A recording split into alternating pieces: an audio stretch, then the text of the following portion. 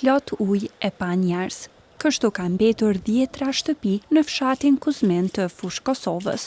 Më 7 janar, banorët u evakuan nga shtëpitë e tyre pasi kishin mbetur të izoluar nga përmbytjet.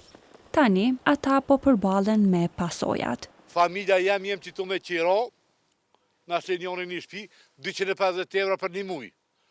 Edhe 500 më kondë s'kem qarë, s'kem ku banojmë. Këtu edhe kur kthehëm asane, këtu s'kem as kreveta, as s'kem sen, këtu himra në ujë.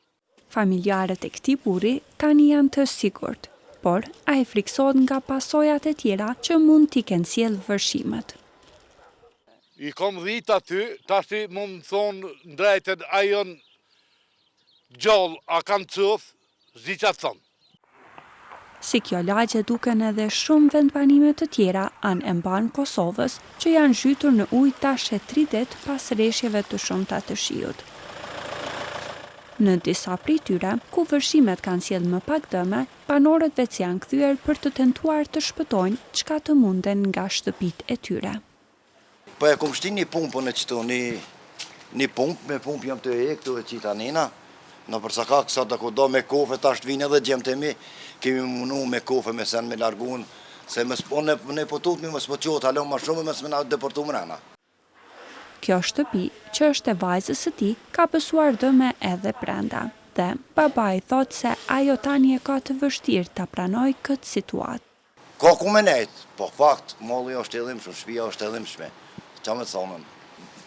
Që tash me shku me intervestuën, tu kajtë është. Pasha Allah, se me mëzëtje kanë bohën, me mëzëtje kanë bohën, të një muën, kaj pak e kanë bohë që qëpi.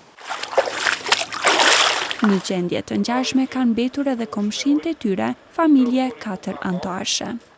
Fëmija sidomos, për herë parë e kanë pa këtë gjendje, janë trikështue, se s'kanë pa kur kështu, kur. Dhe e me thonë, i kom marrë në fëmin, i kom largue, që nësë milon, nësë me marrë trauma.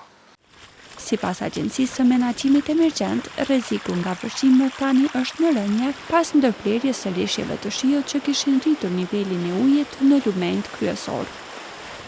Kosova është përballur shpesh me vërshime edhe në të kaluarën që kryesisht kanë sjellë dëme materiale. Sipas ekspertëve, Kosova është bërë më e cenueshme nga përmbytjet, shkaku i dëmtimit të shtretërve të lumenjve, shkatrimit të pyjeve dhe infrastrukturës jo adekuate.